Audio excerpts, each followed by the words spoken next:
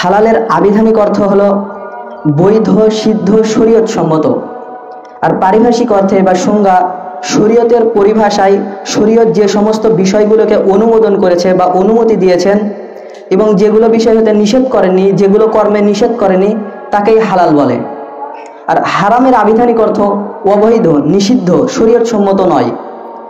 আর সংজ্ঞা আমরা বলতে পারি, শরীয়তের পরিভাষায় শরীয়ত যে সমস্ত কর্মকে, যে সমস্ত বিষয়কে অনুমোদন করেননি, অনুমতি দেয়নি, নিষেধ করেছেন যেগুলো বিষয়কে এবং যেগুলো বিষয় থেকে সাবধান থাকতে বলেছেন, সেগুলোকেই হারাম বলে।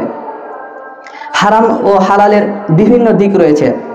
আজকে আমি আপনাদের সামনে হালাল ও হারামের ভক্ষণ ও উপার্জন সম্পর্কে কিছু কথা বলার চেষ্টা করব ইনশাআল্লাহ। ওয়া মা তৌফিক ইল্লা বিল্লাহ, আলাইহি তাওয়াক্কালতু ওয়া ইলাইহি উনীব।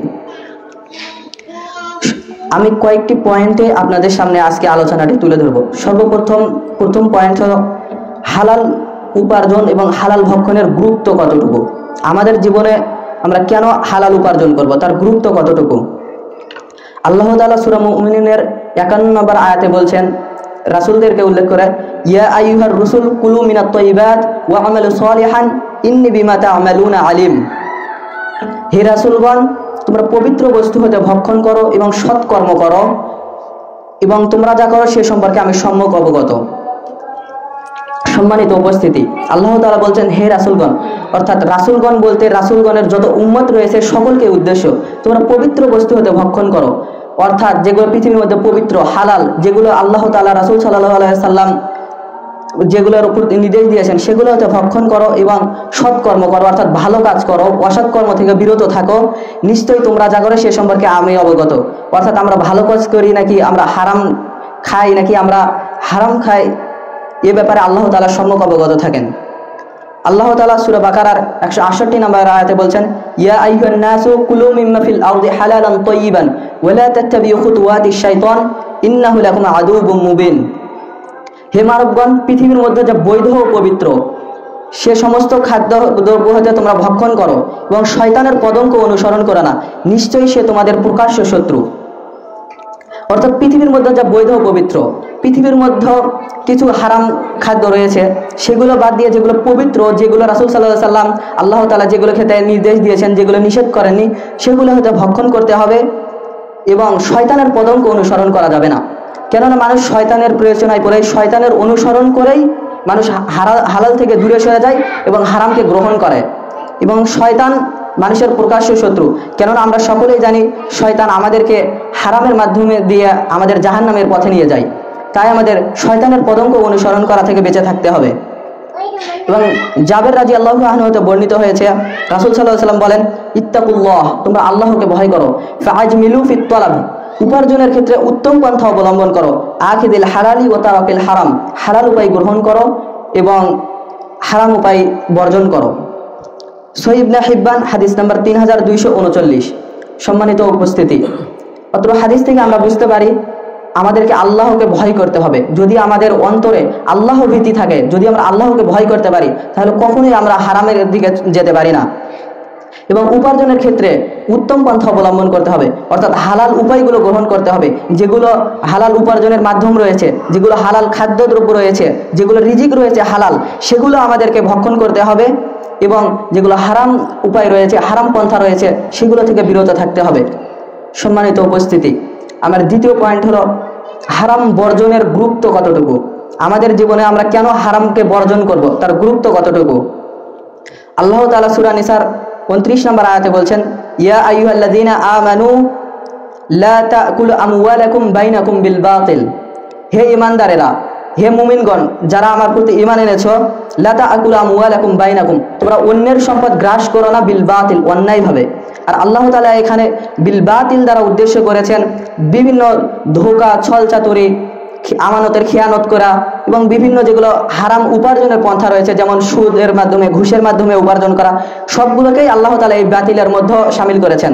অর্থাৎ তোমরা অন্যায়ভাবে অন্যের সম্পদ ভক্ষণ করো না, অন্যায়ভাবে অন্যের সম্পদ গ্রাস করো না। এবং হাদিসে আন তরিফিন আবি তামিমা রাদিয়াল্লাহু আনহু ক্বালা রাসূলুল্লাহ সাল্লাল্লাহু আলাইহি ওয়াসাল্লাম, ইন্না আউওয়ালা মা ইউনতিনু মিন ইনসানিন বাতুনুহু ফামান ইসতাতা আন লা ইয়াকুলু ইল্লা তাইয়িবান ফালইয়াফআল।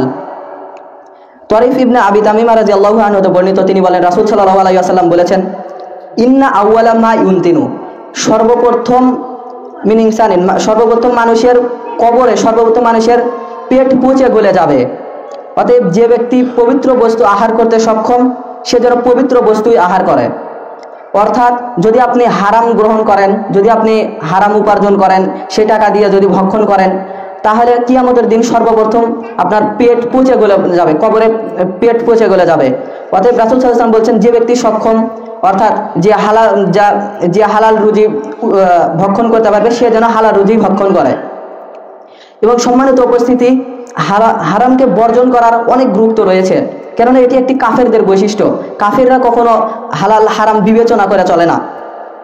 আল্লাহ তাআলা সূরা মুহাম্মাদের 12 নম্বর আয়াতে বলছেন, ওয়াল্লাযীনা কাফারু ইয়াতামাত্তাউনা ওয়া ইয়াকুলুনা কামা তা'কুলুল আনআমু ওয়ান নারু মাসওয়াল লাহুম।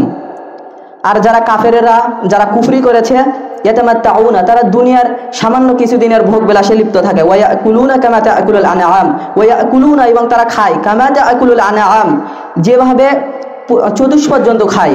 কারণ আনআম মানে চতুষ্পদ জন্তু, চতুষ্পদ যেমন গরু, ছাগল, ভেড়া ইত্যাদি চতুষ্পদ জন্তু খায়, সেভাবে তারা খায়, এবং তাদের ঠিকানা হলো জাহান্নাম।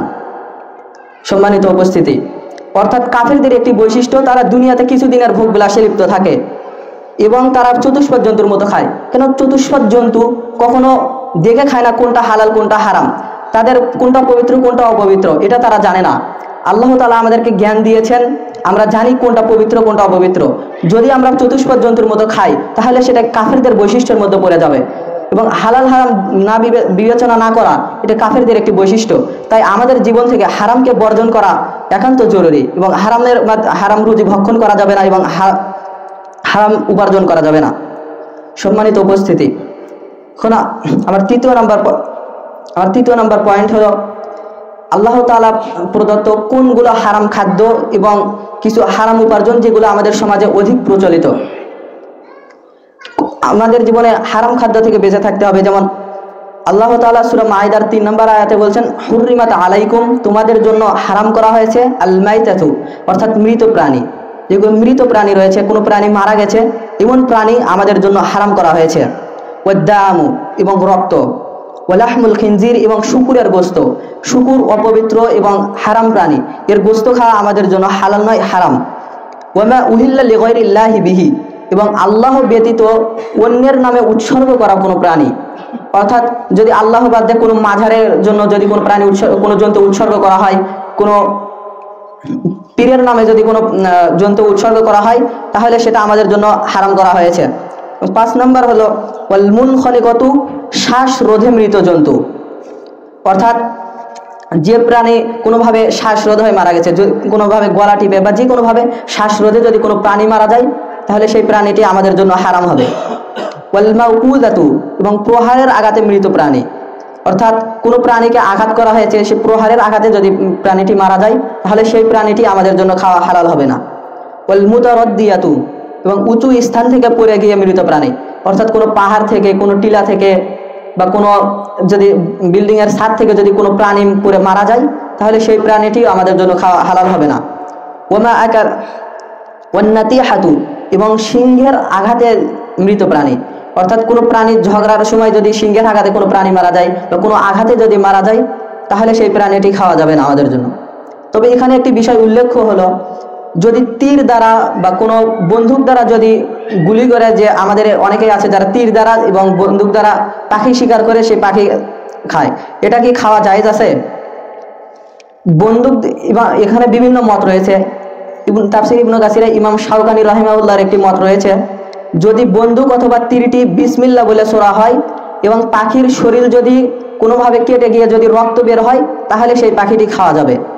আর যদি শুধু আঘাত লাগে পাখিটি মারা যায় তাহলে সেই পাখিটি খাওয়া যাবে না। অর্থাৎ কোনো পাখিকে তীর দ্বারা এবং বন্দুক দ্বারা খাওয়ার জন্য শর্ত হলো বিসমিল্লাহ বলে তীরটি ছুঁড়তে হবে বা বন্দুকের গুলিটি ছুঁড়তে হবে, এবং পাখির শরীর ফুটো হয়ে বা আঘাতে রক্ত বের হতে হবে, তাহলে সেই পাখিটি খাওয়া জায়েজ হবে। এবং আল্লাহ তাআলা বলেছেন, ওয়ামা আকালা সাবউ ইল্লা মা যাক্কাইতুম, এবং হিংস্র প্রাণীর আঘাতে, যে হিংস্র প্রাণীর আক্রমণে মৃত্যু, তবে তোমরা যা জবাই করতে পেরেছো তা ব্যতীত। অর্থাৎ কোনো শিয়াল কুকুর যদি কোনো প্রাণীকে আক্রমণ করে, সেটি যদি আহত হয় এবং মারা যায়, তাহলে সেটি খাওয়া যাবে না। যদি জীবিত অবস্থায় যদি আমরা তাকে আল্লাহর নামে জবাহ করতে পারি, তাহলে তখন সেই প্রাণীটি খাওয়া যাবে। ওয়া আন তাস্তাকসিমু বিল আজলাম, এবং জুয়ার তীর দ্বারা বন্টনকৃত পশু। আগেকার যুগে কাফেরেরা বিভিন্ন তীর দ্বারা বিভিন্ন জুয়াতে তারা হচ্ছে পশু পাখি এগুলো বন্টন করত এবং সেগুলো জবাই করে তাদের গোশত তারা খেত। এটা গোশত খাওয়া যাবে না। এই অংশটুকুর আরেকটি অর্থ রয়েছে, সেটা হলো জুয়ার তীর দ্বারা ভাগ্য নির্ণয় করা। আর এটা জুয়ার তীর দ্বারা ভাগ্য নির্ণয় করা হারাম। আগেকার যুগে কাফেরেরা কোনো বর্ণনায় রয়েছে 7টি তীরের কথা, আবার কোনো বর্ণনায় রয়েছে 3টি তীরের কথা। যেখানে 3টি তীরের কথা রয়েছে সেখানে বলা হয়েছে একটি তীরে লেখা থাকতো ইফআল, অর্থাৎ তুমি করো, আর একটি তীরে লেখা থাকতো লা তাফআল, তুমি করো না, আর একটি তীরে কিছুই লেখা থাকতো না। এই 3টি তীর এক জায়গায় থাকতো। এখন যখন কাফিরেরা কোনো কাজ করার ইচ্ছা পোষণ করত, তখন তারা তাদের ওই তীরগুলোর মাধ্যমে ভাগ্য পরীক্ষা করত। তারা যে কোনো একটি তীর ওঠাতো, যদি সেখানে ইফআল লেখা থাকতো তাহলে সেই কাজটি তারা করত। যদি লা তাফআল, তুমি করো না লেখা থাকতো তাহলে সেই কাজটি তারা করতো না।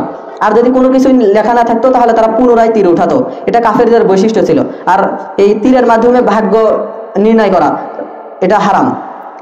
অত্র মাইদার 3 নম্বর আয়াতে আল্লাহ তাআলা 11টি পশুকে 11টি প্রাণীকে হারাম করেছেন। এছাড়াও এবং তারপরের আয়াতে আল্লাহ তাআলা বলেছেন, যদি কখনো কোনো ব্যক্তি এসব খায় সে পাপিষ্ট হবে, কিন্তু যখন কোনো ব্যক্তি নিরুপায় হয়ে খাবে, যখন তার কাছে কোনো উপায় থাকবে না, বাঁচার জন্য অন্য কোনো উপায় থাকবে না, তখন যদি সে এগুলো খায় তাহলে সে সীমা লঙ্ঘনকারীর অন্তর্ভুক্ত হবে না। যখন তার কাছে কোনো উপায় থাকবে না, সে ততটুকু খেতে পারবে যতটুকু তার বাঁচার জন্য প্রয়োজন। সম্মানিত উপস্থিতি, এবং এখন হচ্ছে হালাল উপার্জন, হারাম উপার্জন। আমাদের সমাজে কিছু হারাম উপার্জন রয়েছে যেগুলোকে আমরা খুবই সাধারণ মনে করি, অথচ সেগুলোর পাপ খুবই ভয়াবহ এবং খুবই মারাত্মক, আসলে খুবই ঘৃণিত সেই সব পাপ সমূহ। অথচ আমাদের সমাজের মানুষেরা সেসব পাপকে খুবই হালকা মনে করি। যেমন হারাম উপার্জনের একটি পথ বা পন্থা হলো সুদের মাধ্যমে টাকা ইনকাম করা। অথচ আল্লাহ তাআলা সূরা আল ইমরানের 130 নম্বর আয়াতে বলছেন, ইয়া আইয়ুহাল্লাযীনা আমানু লা তা'কুলুর রিবা আযআফান মুযাআফাতান ওয়াত্তাকুল্লাহ লাআল্লাকুম তুফলিহুন। হে ঈমানদারেরা, তোমরা দ্বিগুণের দ্বিগুণ চক্রবৃদ্ধি হারে সুদ ভক্ষণ করো না এবং আল্লাহকে ভয় করো যেন তোমরা সফল কাম হতে পারো। সম্মানিত উপস্থিতি, অত্র আয়াতে দ্বিগুণের দ্বিগুণ চক্রবৃদ্ধি হারে সুদ। এটা কি? চক্রবৃদ্ধি হারে সুদ মানে হচ্ছে, ধরেন আমি 1000 টাকায় যদি 100 টাকা সুদ হয়, মূল টাকা 1000 টাকা আর তার সুদ লভ্যাংশ 100 টাকা। এখন দ্বিগুণ চক্রবৃদ্ধি হারে সুদ হলো ওই লভ্যাংশকে আবার মূল অংশের টাকার সাথে মিলিয়ে 1100 টাকা করে ওই 1100 টাকার আবার সুদ বের করা, ওই 1100 টাকার আবার লভ্যাংশ বের করাকেই চক্রবৃদ্ধি হারে সুদ বলে বা দ্বিগুণের দ্বিগুণ সুদ বলে। আর আল্লাহ তাআলা এভাবে সুদ খেতে নিষেধ করেছেন এবং আল্লাহ তাআলা বলেছেন, ওয়াত্তাকুল্লাহ, তোমরা আল্লাহকে ভয় করো। কেননা যদি আমাদের অন্তরে আল্লাহ ভীতি থাকে তাহলে কখনোই আমরা সুদের সাথে জড়িত হতে পারবো না। লাআল্লাকুম তুফলিহুন, যেন তোমরা সফল কাম হতে পারো। অর্থাৎ যদি আমরা সুদ ছেড়ে দিয়ে যদি আমরা হালাল পন্থায় উপার্জন করি তাহলে আমাদের জন্য সফল কাম হওয়া খুবই সহজ হবে। এবং হাদিসে রাসূল সাল্লাল্লাহু আলাইহি ওয়াসাল্লাম বলছেন, আবু হুরায়রা রাদিয়াল্লাহু আনহু হতে বর্ণিত, তিনি বলেন রাসূল সাল্লাল্লাহু আলাইহি ওয়াসাল্লাম বলছেন, আর রিবা 70 হুবান আইসারুহা আন ইয়ানকিহা রাজুলু উম্মাহু। ইবনু মাজাহ হাদিস নাম্বার 2274। সম্মানিত হাজিরিন, অত্র হাদিস থেকে আমরা বুঝতে পারি সুদের 70-এরও উপরে স্তর রয়েছে। তার সর্বনিম্ন সবচেয়ে সহজ স্তর, সবচেয়ে পাপের সহজ স্তরটা হলো কোনো ব্যক্তি তার মাকে বিবাহ করলো, নাউজুবিল্লাহ। সম্মানিত উপস্থিতি, গত সপ্তাহে আমরা জেনেছি 70 দ্বারা আরবেরা কি বোঝাতে চায়, অর্থাৎ আধিক্য বোঝায়। এখানে তাহলে সুদের বিভিন্ন পাপের বিভিন্ন স্তর রয়েছে, অধিক স্তর রয়েছে, 70-এরও অধিক স্তর রয়েছে। সেখানে সবচেয়ে নিম্নমানের যদি স্তর হয় মাকে বিবাহ করা, অর্থাৎ মায়ের সঙ্গে জিনা করা, তাহলে সেটা কত বড় পাপের কাজ হতে পারে। একটা মানুষ কতটা জঘন্যতম হলে, কতটা নিকৃষ্ট হলে চিন্তা করতে পারে মায়ের সঙ্গে জিনা করার। মা তাকে 10 মাস 10 দিন গর্ভে ধরে জন্ম দিয়েছেন, তাকে দুধ পান করে বড় করেছে, তাহলে একটা মানুষ কতটা নিকৃষ্ট জঘন্যতম বেআকেল হলে এই কাজটা করতে পারে, তার মায়ের সঙ্গে জিনা করার চিন্তা করতে পারে। তাহলে জিনা তো থাকলো দূরের কথা, তাহলে যদি কেউ সুদ খায় তার সর্বনিম্ন স্তর হলো তার মায়ের সাথে জিনা করার মতো পাপ হবে। তাহলে সম্মানিত উপস্থিতি, আপনি একবার চিন্তা করে দেখুন তাহলে তার 60 নম্বর স্তরটি কতটা ঘৃণিত হতে পারে, কতটা ভয়াবহ হতে পারে, তাহলে তার শাস্তিটা কত ভয়াবহ হতে পারে। এবং তার 1 নম্বর স্তর, তার 2 নম্বর স্তর, 3 নম্বর স্তর, এই পাপের স্তরগুলো তাহলে কত ঘৃণিত এবং কত লজ্জিত হতে পারে, এবং তার পাপের শাস্তিগুলো কত ভয়াবহ হতে পারে। সম্মানিত উপস্থিতি, অথচ আজকে আমাদের সমাজে যে কোনো জায়গায় তাকালে আমরা দেখতে পাবো সুদের কারবার। আমরা সুদকে এখন পাপ মনে করি না, সুদকে সাধারণ কিছু মনে করে থাকি। অথচ সুদ এত বড় একটি পাপ, জঘন্যতম পাপ, যা রাসূল সাল্লাল্লাহু আলাইহি ওয়াসাল্লাম কত গুরুত্ব দিয়ে বলছেন এই পাপের কথাটা। অথচ মানুষেরা সুদের টাকা ইনকাম করে। কিন্তু আপনি যদি আপনার সমাজে তাকিয়ে দেখেন, দেখতে পাবেন যে সুদ যারা নেয় তাদের হয়তো এমন একটা রোগ হয়েছে যে রোগের পেছনেই তার সুদের সব টাকা চলে যায়। হয়তোবা যে সুদ লেনদেন করে সে এমন অবস্থায় আছে সে কোনোদিন উপরে উঠতে পারে না। তাই আমাদেরকে সুদ থেকে বেঁচে থাকতে হবে। সম্মানিত উপস্থিতি, আমাদের সমাজে বহুল প্রচলিত আরেকটি হারাম উপার্জনের মাধ্যম হলো নিষিদ্ধ দ্রব্য বিক্রি করা। আমরা যদি দেখি তাহলে আমরা সব জায়গায়, সব দোকানেই এখন আমরা দেখতে পাবো প্রতিটা দোকানেই বিড়ি, সিগারেট, তামাক, জর্দা ইত্যাদি বিক্রি করে। আমরা এটাকে কোনো পাপই মনে করি না, এমন মনে হয় আমাদের। প্রতিটা দোকানে এটা বিক্রি, আমরা বিড়ি সিগারেট বিক্রি করে থাকি। অথচ রাসূল সাল্লাল্লাহু আলাইহি ওয়াসাল্লাম বলছেন, জাবির ইবনে আব্দুল্লাহ রাদিয়াল্লাহু আনহু قال, জাবির ইবনে আব্দুল্লাহ রাদিয়াল্লাহু আনহু বর্ণিত, قال রাসূলুল্লাহ সাল্লাল্লাহু আলাইহি ওয়াসাল্লাম, রাসূল সাল্লাল্লাহু আলাইহি ওয়াসাল্লাম বলেছেন, মা আসকারা কাসীরুহু ফাকালিলুহু হারাম, যার অধিক ব্যবহারের ফলে নেশা হয় তার অল্প ব্যবহারও হারাম। হয়তো আমরা সিগারেট বিক্রি করতেছি, আমরা এই ধারণা করে আসি যে সিগারেট খেলে তো নেশা হয় না, কোনো মানুষের তো কোনো নেশা হচ্ছে না। কিন্তু রাসূল সাল্লাল্লাহু আলাইহি ওয়াসাল্লাম বলছেন, যার অল্প কিছু ব্যবহারের ফলে নেশা হবে না, বেশি কিছু ব্যবহারের ফলে নেশা হবে, তার অল্প সেবন করাও, অল্প ব্যবহার করাও হারাম, অর্থাৎ তার বিক্রিও হারাম।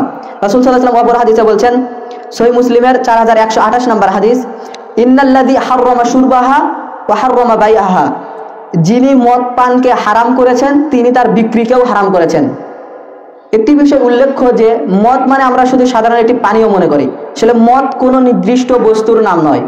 মদ মানে হলো যেসব বস্তু সেবন করলে, যেসব বস্তু ব্যবহারের ফলে মানুষের হিতাহিত জ্ঞান থাকে না, মানুষ নেশাগ্রস্ত হয়ে পড়ে, সেই সমস্ত বিষয়কেই মদ বলা হয়। আর আল্লাহ তাআলা মদকে হারাম করেছেন এবং তিনি মদের বিক্রিটাকেও হারাম করেছেন।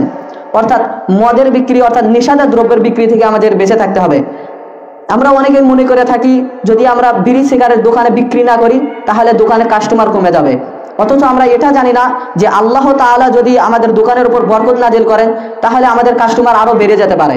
হয়তোবা এই তামাক দ্রব্য, এই নেশাদার দ্রব্য বিক্রির ফলে দোকানের উপর থেকে আল্লাহ তাআলার রহমত উঠে যেতে পারে। তাই আমাদেরকে নেশাদার দ্রব্য থেকে বিক্রি করা থেকে বেঁচে থাকতে হবে। এবং সম্মানিত উপস্থিতি, আরেকটি হলো ভাগ্য গণনার মাধ্যমে উপার্জন করা। এটি একটি হারাম উপার্জনের পন্থা। আন আবি মাসউদ আল-আনসারী রাদিয়াল্লাহু আনহু قال, আন্না রাসূলুল্লাহ সাল্লাল্লাহু আলাইহি ওয়াসাল্লাম নাহা আন সামানিল কালবি ওয়া মাহরিল বাগী ওয়া হুলওয়ানিল কাহিন।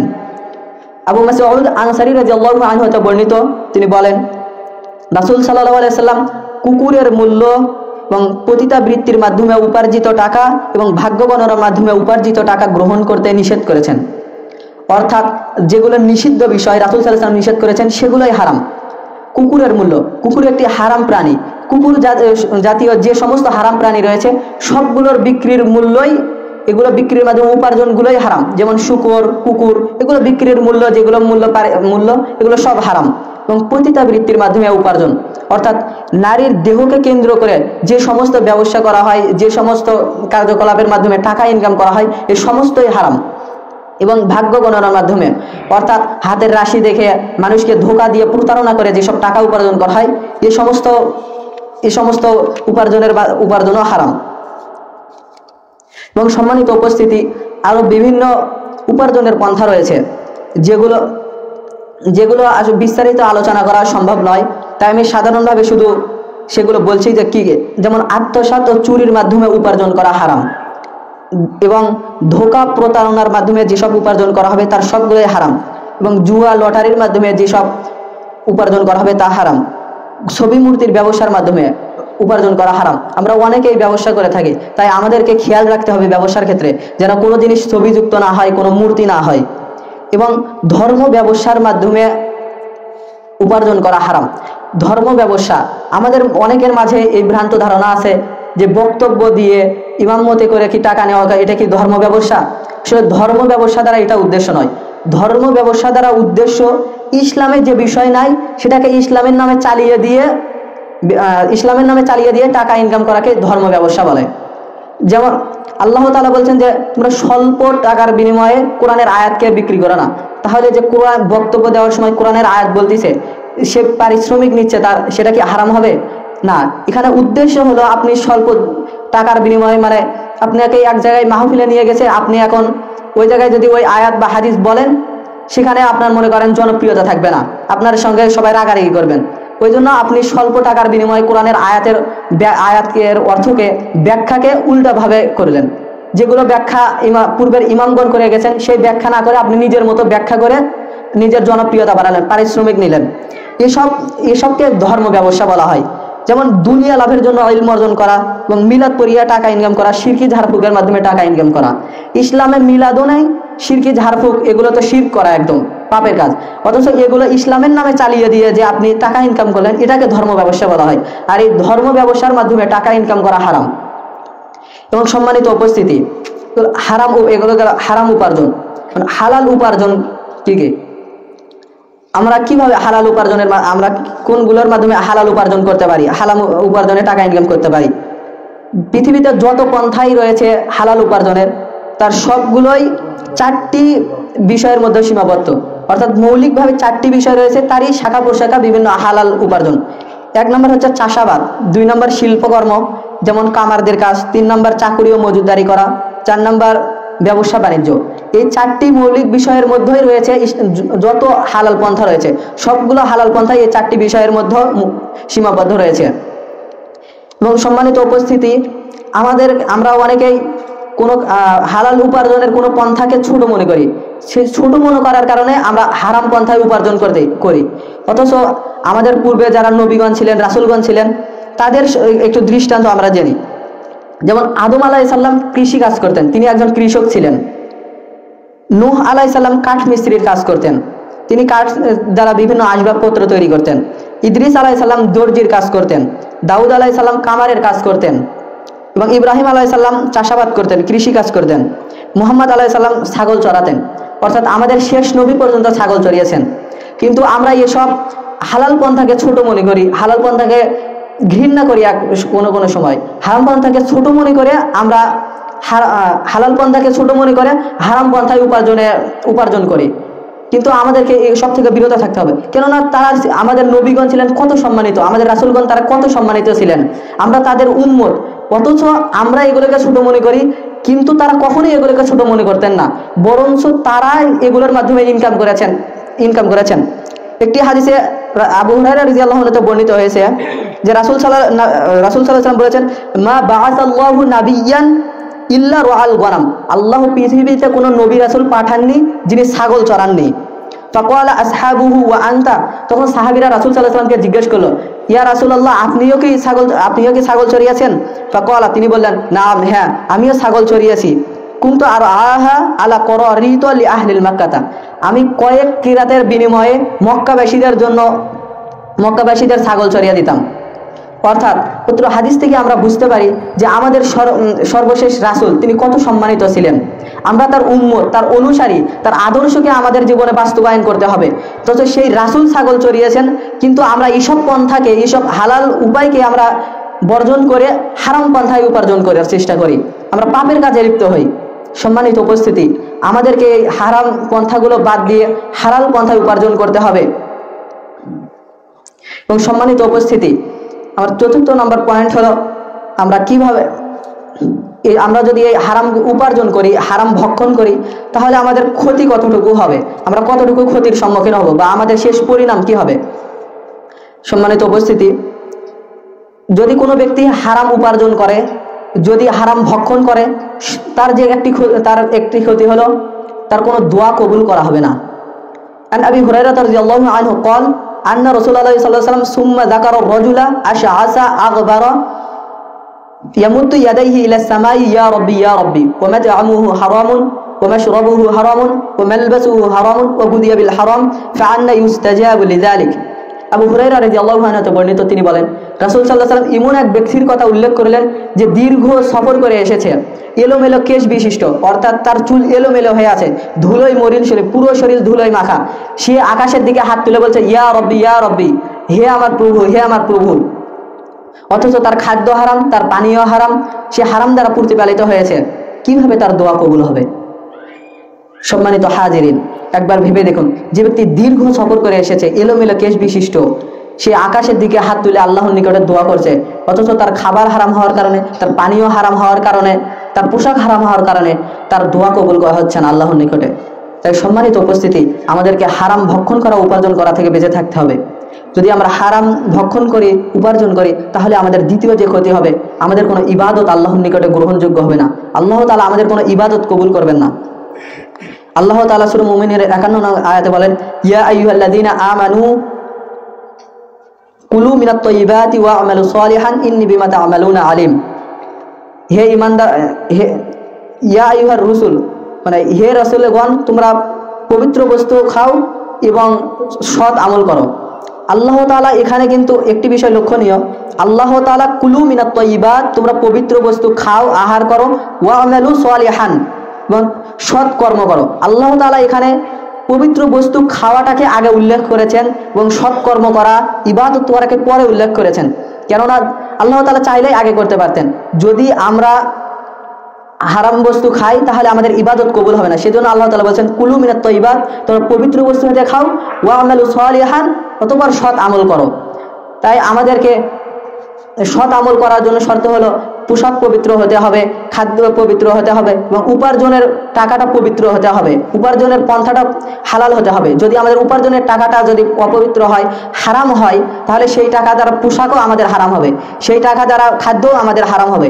এবং সম্মানিত উপস্থিতি, তৃতীয় যে ক্ষতি বা পরিণাম হলো, যদি হারাম ভক্ষণ করি, তার কোনো সদাকা কবুল করা হবে না।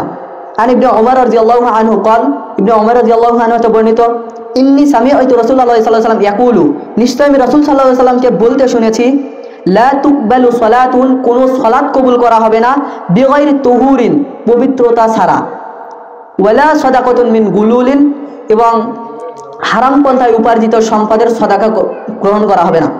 এখানে দুইটি বিষয় রয়েছে, একটি হলো লা তুকবালু সালাতুন বিগাইরি তুহুরিন, অর্থাৎ পবিত্রতা ছাড়া সালাত কবুল হবে না। পবিত্রতা মানে আমরা মনে করি শুধু নাপাকি জিনিস থেকে বেঁচে থাকা, প্রস্রাব পায়খানা থেকে বেঁচে থাকা, আসলে পবিত্রতা দ্বারা তা উদ্দেশ্য নয়। পবিত্র দ্বারা উদ্দেশ্য হলো পোশাক পবিত্র হওয়া, খাদ্য পবিত্র হওয়া, নিজের দেহটা পবিত্র বস্তু দ্বারা প্রতিপালিত হওয়া। যদি আমরা হারাম বস্তু, হারাম রুজি খেয়ে যদি আমাদের শরীর প্রতিপালিত করে, তাহলে আমাদের শরীর হারাম বলে গণ্য হবে।